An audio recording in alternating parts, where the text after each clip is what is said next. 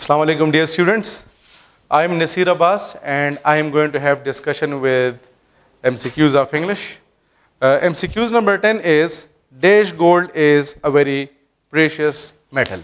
देखिए इसमें आपके पास ऑप्शंस है A, N, the and zero articles. पहले तो ये जाने कि हमारे पास आर्टिकल्स क्या हैं. हमारे पास जो है वो आर्टिकल्स दो टाइप्स के होते हैं. एक को हम कहते हैं डेफिनेट और दूसरे को हम कहते हैं इनडेफिनेट. डेफिनेट में हमारे पास द आता है और इनडेफिनेट में हमारे पास ए और एन आता है. तो हमारे पास टोटल जो है वो तीन आर्टिकल्स है. एक हमारे पास है द, दूसरा हमारे पास है एन और तीसरा हमारे पास है द. अब जब हम इन तीनों में से एक को भी यूज नहीं करते हैं तो इसको हम कहते हैं जीरो आर्टिकल्स. तो जीरो आर्टिकल्स का यह मतलब नहीं कि आप जीरो लगाए और आप कहते हैं कि यहाँ पर मैंने जीरो आर्टिकल लगा लिया. नहीं, बल्कि जीरो आर्टिकल्स का मतलब ये होता है कि ना आपने ए लगाना है, ना आपने एन लगाना है और ना आपने द लगाना है. ठीक है. अब याद रखें कि आपके पास जितने भी मटेरियल नाउन्स होते हैं, मटेरियल नाउन्स हमारे पास कौन से नाउन्स होते हैं? वो नाउन्स होते हैं जिससे हम दूसरी चीज़ें बनाते हैं. आप गोल्ड से नेकलेस बनाते हैं, आप उससे जो है वो और चीज़ें बनाते हैं. इस तरह आपके पास वुड होता है, वुड से भी आप दूसरी चीज़ें बनाते हैं. आपके पास आयरन होता है, आप आयरन से भी दूसरी चीज़ें बनाते हैं. तो ये हमारे पास बन गए हैं मटेरियल नाउन. इसी तरह हमारे पास है एब्स्ट्रैक्ट नाउन. एब्स्ट्रैक्ट नाउन हमारे पास वो नाउन्स होते हैं जिसका हमारे पास, हम जब किसी ऐसी चीज़ की बात करते हैं जिसकी हमारे पास फिजिकल एग्जिस्टेंस नहीं होती और जिसको हम सिर्फ और सिर्फ फील करते हैं. जिस तरह हमारे पास आ जाए लव, हेट, ऑनेस्टी, काइंडनेस वगैरह, इसको हम कहते हैं एब्स्ट्रैक्ट नाउन. इसी तरह हमारे पास जितने भी स्पोर्ट्स के नेम है, स्पोर्ट्स आपके पास आ जाए फुटबॉल, क्रिकेट वगैरह. इसी तरह आपके पास जितने भी डेज के नेम है, मंडे, ट्यूसडे, वेंसडे. आपके पास जो मंथ्स के नेम है, जनवरी, फरवरी, मार्च. आपके पास जो सीजन्स के नेम है, समर, ऑटम, ये आपके पास क्या है? ये आपके पास सीजन्स के नेम है. इस तरह आपके पास जो मील्स के नेम है, आपके पास लंच, ब्रेकफास्ट वगैरह आ जाए. तो याद रखें कि हम इनके साथ क्या करते हैं? हम इनके साथ जीरो आर्टिकल लगाते हैं. जीरो आर्टिकल का मतलब ये है कि आपने इसके साथ किसी किस्म का भी आर्टिकल यूज़ नहीं करना है. तो इस सेंटेंस में हमारे पास चूंकि गोल्ड आया है और गोल्ड हमारे पास मटेरियल नाउन है, इस वजह से हम इसके साथ जीरो आर्टिकल को यूज़ करेंगे. तो एमसीक्यूज नंबर 10 में हमारे पास जो राइट ऑप्शन है that is option D. MCQs number 20, I think he is dash European. अच्छा, हमारे पास ए और एन. ए को हम यूज करते हैं कंसोनेंट साउंड के साथ, एन को हम यूज करते हैं वावल साउंड के साथ. आप लोग गलती क्या करते हैं? गलती आप लोग ये करते हैं कि आप ये समझते हैं कि हम कंसोनेंट साउंड और कंसोनेंट लेटर और वावल लेटर की बात कर रहे हैं. नहीं जी, हमारे पास वावल लेटर जो है वो ए, ई, आई, ओ, यू है. लेकिन यहाँ पर हम वावल लेटर की बात नहीं कर रहे हैं. हम किसकी बात कर रहे हैं? हम वावल साउंड की बात कर रहे हैं. तो अक्सर औकात हमारे स्टूडेंट ही गलती करते हैं कि जब हमारे पास ए, ई, आई, ओ, यू सेंटेंस के स्टार्ट में आ जाता है वो उसके साथ एन लगाते हैं. नहीं भाई, आपने ये देखना है कि यहाँ पर ये जो आपके पास ए आया है या ई आया है या आई आया है या ओ आया है या यू आया है, क्या ये आपको वावल साउंड दे रहा है या नहीं दे रहा है? अब आपके जहन में ये क्वेश्चन होगा कि सर हमें किस तरह पता चलेगा कि वावल साउंड क्या चीज़ होती है और कॉन्सोनेंट साउंड क्या चीज़ होती है? तो मैं इसको आपके लिए बड़ा ही सिंपल बना लेता हूँ. सिंपल ये है कि जो भी आपके पास वर्ड आया है, वर्ड आप उसको क्या करें? आप उसको उर्दू में लिखे. अगर जिस वर्ड के स्टार्ट में आपके पास अलिफ आ रहा है, क्या आ रहा है? अलिफ, अलिफ की बात कर रहे हैं, तो वो वावल साउंड है. और जिस वर्ड के स्टार्ट में आपके पास अलिफ नहीं आ रहा है वो कंसोनेंट साउंड है. हमारे पास आया है यूरोपियन. मैं यूरोपियन को उर्दू में लिखता हूं यूरोपियन. स्टार्ट में अलिफ आ रहा है? नहीं. आल्दो स्टार्ट में ई आ रहा है, यू भी आ रहा है, लेकिन चूंकि स्टार्ट में अलिफ नहीं आ रहा है इस वजह से ये हमारे पास कंसोनेंट साउंड है और ये हमारे पास वावल साउंड नहीं है. तो एमसीक्यूज नंबर 20 में हमारे पास राइट ऑप्शन होगा option A. I think he is a European. फिर हमारे पास है MCQs number 30, he has dash uncle who helps them allot. अब देखिए, मैं अंकल को उर्दू में लिखता हूं. अंकल इस तरह लिखते हैं कि नहीं? स्टार्ट में अलिफ आ रहा है, तो जिस वर्ड के स्टार्ट में अलिफ आता है हमने क्या कहा कि वो हमारे पास क्या होगा? हाँ शाबाश, हमने कहा कि वो हमारे पास वावल साउंड होता है. और जब भी हमारे पास वावल साउंड आता है हम उसके साथ क्या लगाते हैं, शाबाश, हम उसके साथ लगाते हैं एन। तो इस वजह से एमसीक्यूज नंबर 30 में हमारे पास राइट ऑप्शन है option B, he has an uncle who helps him a lot. MCQs number 40, a boy should mind dash on business. यहाँ पर हमारे पास है हिज, तो हिज को हम यूज़ करते हैं मेल के लिए। फिर हमारे पास है हर, तो हर को हम यूज़ करते हैं फीमेल के लिए।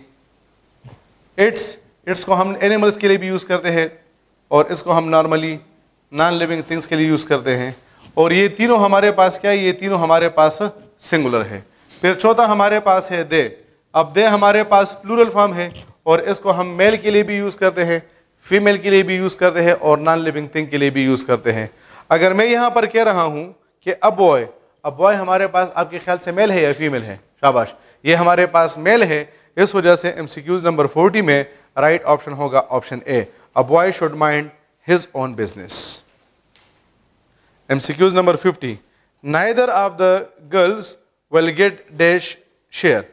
देखिए रूल हमारे पास ये है कि जब हमारे पास नाइदर आ जाए, हमारे पास आइदर आ जाए, हमारे पास वन आ जाए, हमारे पास नन आ जाए, हमारे पास ईच आ जाए, और हमारे पास एवरी आ जाए, और उसके बाद जो हमारे पास दूसरा वर्ड आया है वो हमारे पास है ऑफ।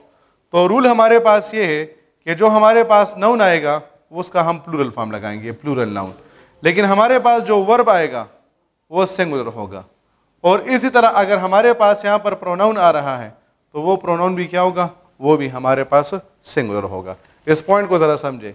सेंटेंस के स्टार्ट में neither, either, one, none, each, every, उसके बाद जो दूसरा वर्ड आया है वो ऑफ है, और हमारे पास यहाँ पर आया है प्लूरल नाउन, सॉरी इसके बाद आएगा प्लूरल नाउन, उस प्लूरल नाउन के बाद हमेशा हमारे पास आएगा सिंगुलर वर्ब, और इस सिंगुलर वर्ब के बाद हमेशा हमारे पास आएगा सिंगुलर प्रोनाउन। अब चूंकि हम गर्ल्स की बात कर रहे हैं तो हमने क्या कहा कि हमने कौन सा प्रोनाउन लगाना है, सिंगुलर या प्लूरल। तो हमारे पास हमने सिंगुलर प्रोनाउन लगाना है, और सिंगुलर फेमिनिन प्रोनाउन हमारे पास कौन सा है, दैट इज हर। तो इस वजह से इसमें हमारे पास राइट ऑप्शन होगा option B, neither of the girls will get her share. बहुत से स्टूडेंट ने यहाँ पर देयर लगाया होगा, नहीं, यहाँ पर हमने क्या करना है, यहाँ पर हमने सिंगुलर फेमिनिन प्रोनाउन को यूज़ करना है। फिर हमारे पास है MCQs number 60, his father dash 3 years ago। देखिए ये जो 3 years ago हमारे पास आया है इसको हम कहते हैं पास्ट टाइम रेफरेंस। क्या कहते हैं, past time reference. Past time reference का मतलब यह होता है कि जब हम किसी ऐसे वर्ड को यूज़ करते हैं जिससे हम पास्ट के टाइम के बारे में इंफॉर्मेशन लेते हैं। जिस तरह मैं कहता हूँ कि यस्टरडे, मैं कहता हूँ 3 years ago, मैं कहता हूँ कि लास्ट ईयर, मैं कहता हूँ कि लास्ट नाइट। तो ये हमारे पास क्या है, ये हमारे पास है पास्ट टाइम रेफरेंस। तो याद रखें कि जब भी आपके पास पास्ट टाइम रेफरेंस वाला वर्ड आता है तो आप हमेशा उसके साथ पास्ट इंडेफिनिट टेंस को यूज़ करते हैं। पास्ट इंडेफिनिट टेंस का मतलब क्या होता है कि या तो आप उसके साथ second form of the verb लगाते हैं, या आप उसके साथ डिड लगाते हैं, लेकिन फिर डिड के बाद आप क्या करते हैं, first form of the verb को लगाते हैं। इस वजह से हमारे पास इसमें राइट ऑप्शन होगा option A, his father died 3 years ago। Option A is the right option. MCQs number 70, dash now. देखिए ये जो नाउ है करेंटली, सही है, इसको हम कहते हैं प्रेजेंट टाइम रेफरेंस। जिस तरह हमारे पास प्रेजेंट पास्ट टाइम रेफरेंस था ना, इस तरह हमारे पास प्रेजेंट टाइम रेफरेंस भी है। तो जब मैं कहता हूं कि अभी, इसी वक्त, और वो काम जारी है, कंटिन्यूस है, तो फिर आप उसके लिए क्या करेंगे, आप उसके लिए जो है वो प्रेजेंट कंटिन्यूस टेंस को यूज करते हैं। कौन से टेंस को, present continuous. Present continuous tense में आपके पास इज, एम, आर आता है, और फिर आप उसके साथ क्या करते हैं, आप उसके साथ ING लगाते हैं।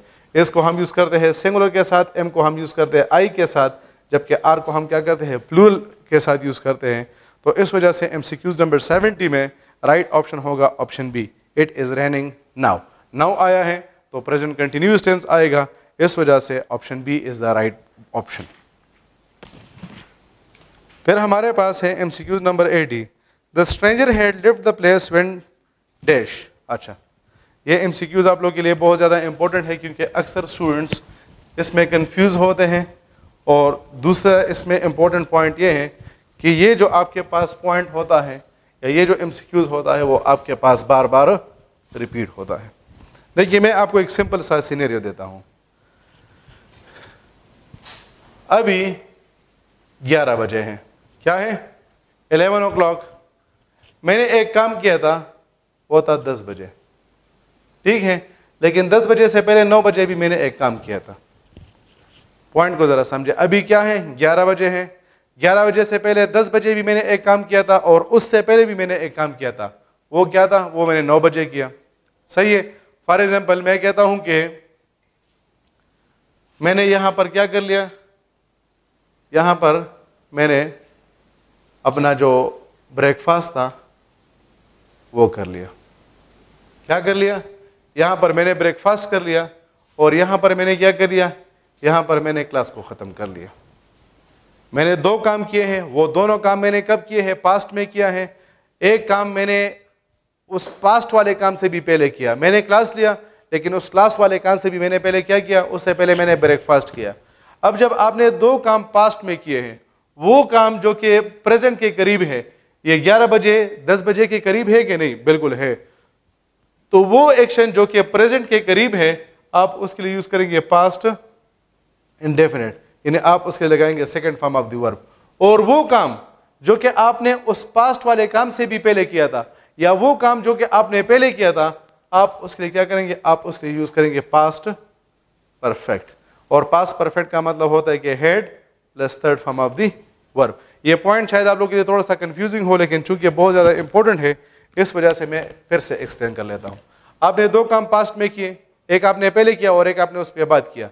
जो काम आपने पहले किया है उसके लिए आप पास्ट परफेक्ट को यूज करें और पास्ट परफेक्ट का मतलब होता है कि head plus third form of the verb. जबकि दूसरे पार्ट के लिए आप क्या करें? जो काम आपने उस पहले काम के बाद किया और जो आपका दूसरा काम है आप उसके लिए यूज करें पास्ट इंडेफिनिट टेंस। तो इस वजह से MCQs नंबर 80 में राइट ऑप्शन कौन सा होगा? Option B is the right option. The stranger had left the place when we arrived. Then MCQs number 90, between you and dash affairs look dark. देखिए between आपके पास यहां पर क्या है? बिटवीन आपके पास है प्रीपोजिशन। और याद रखें कि प्रीपोजिशन के बाद हम कौन सा फॉर्म लगाते हैं? उसके बाद हम ऑब्जेक्टिव फॉर्म लगाते हैं।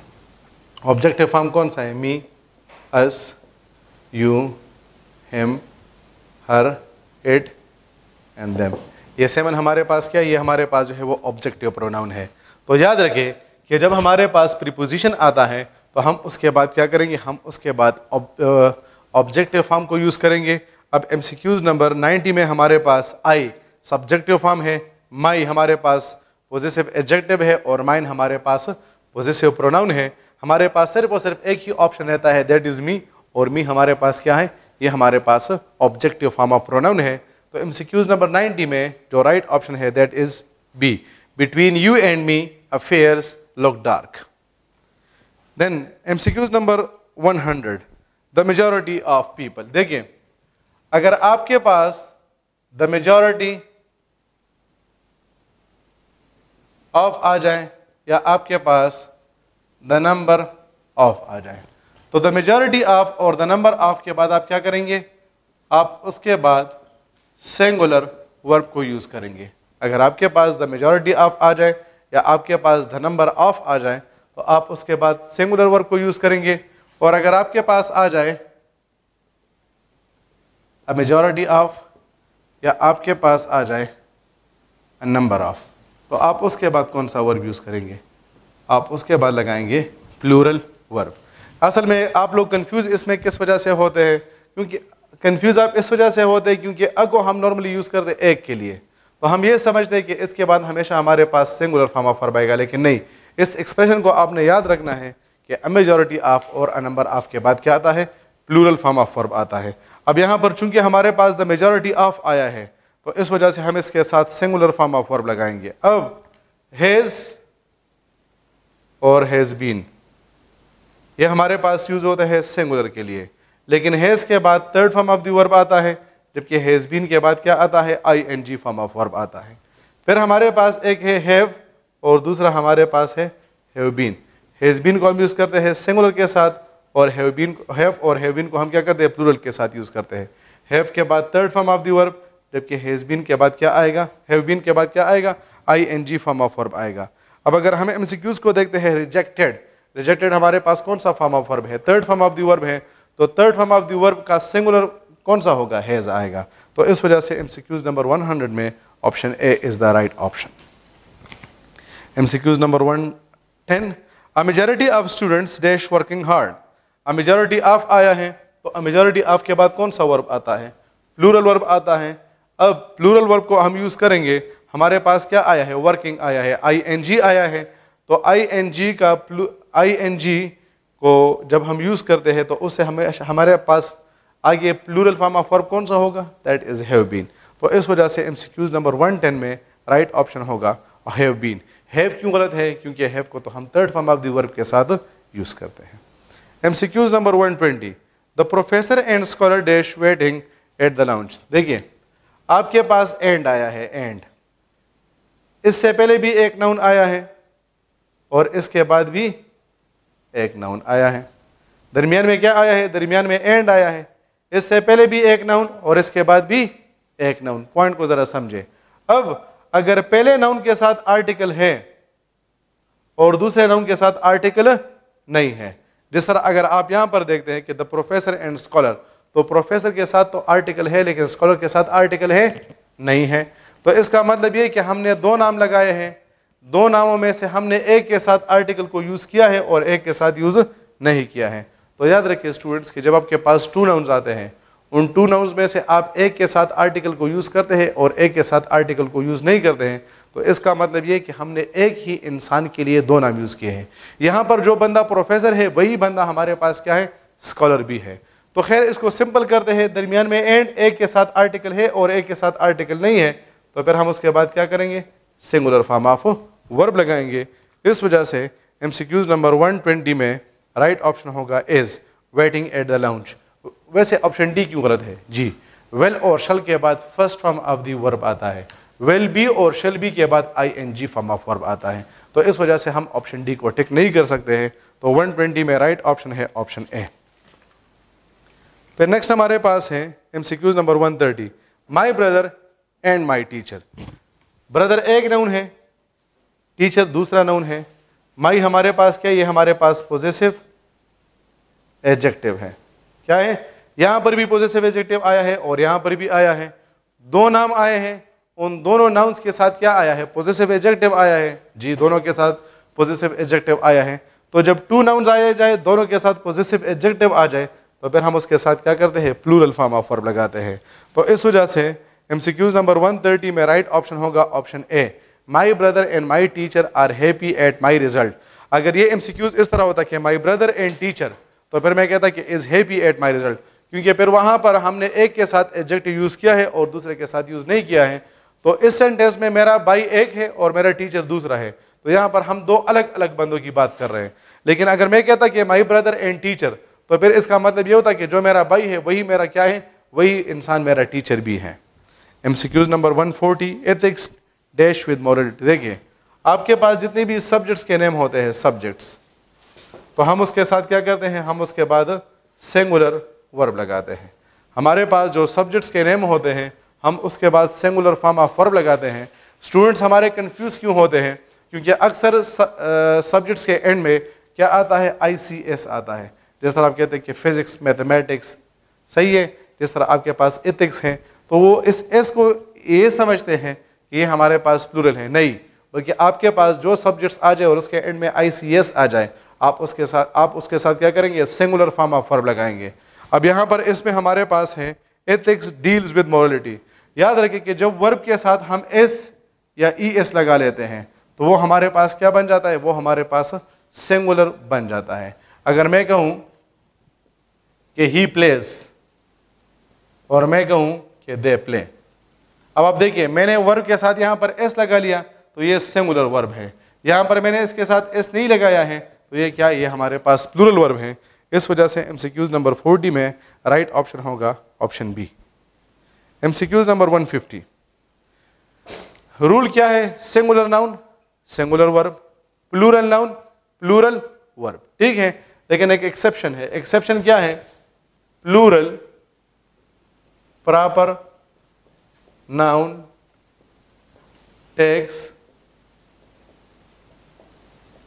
Singular verb. अगर आपके पास एक प्लूरल नाउन आ जाए, क्या आ जाए? एक प्लूरल नाउन आ जाए और वो एक प्रॉपर नाउन हो। प्रॉपर नाउन का मतलब ये कि वो किसी कंपनी का नेम हो, वो किसी बुक का नेम हो, वो किसी प्लेस का नेम हो, या वो किसी पर्सन का नेम हो, तो फिर आप उसके साथ क्या करेंगे? सिंगुलर फॉर्म ऑफ वर्ब लगाएंगे।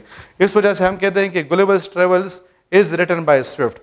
अब आपके जहन में ये क्वेश्चन जरूर होगा कि सर मुझे फॉर एग्जांपल पता नहीं है कि गुलिवर्स ट्रेवल्स हमारे पास प्लूरल फॉर्म है कि नहीं, ये हमारे पास क्या है, ठीक है। और मैं कहता हूँ कि ये हमारे पास एक बुक का नेम है, तो आप कहते हैं कि सर हमें तो पता नहीं था, तो मुझे किस तरह पता चलेगा कि ये हमारे पास प्रॉपर नाउन है या नहीं है? तो प्रॉपर नाउन के पहचानने का सबसे आसान तरीका क्या होता है कि इसका जो स्टार्टिंग वर्ड होता है, स्टार्टिंग लेटर सॉरी, वो हमेशा क्या होता है? कैपिटल होता है। तो अब देखिए ना, गलिवर्स ट्रेवल्स, इस गलिवर्स में जी कैपिटल है और ट्रेवल्स में टी कैपिटल है। अगर लेट सपोज ये इस तरह होता है कि इसमें ये टी जो है वो स्मॉल होता, स्मॉल, तो फिर हम कहते हैं कि आर रिटन बाय स्विफ्ट, सही है। लेकिन चूंकि यहाँ पर हमारे पास टी भी कैपिटल है, तो इसका मतलब ये कि हमारे पास प्रॉपर नाउन बन गया है। और अगर हमारे पास प्लूरल प्रॉपर नाउन भी आ जाए, फिर भी हम उसके साथ क्या करते हैं?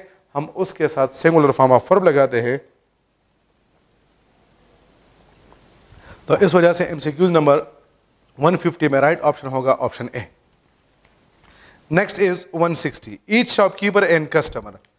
देखिए, अगर सेंटेंस के स्टार्ट में ईच आ जाए, सेंटेंस के स्टार्ट में ईच या सेंटेंस के स्टार्ट में एवरी आ जाए, पॉइंट को सुने, उसके बाद चाहे एक नाउन आ जाए या चाहे उसके बाद टू नाउन्स आ जाए, आप हमेशा उसके बाद क्या करेंगे?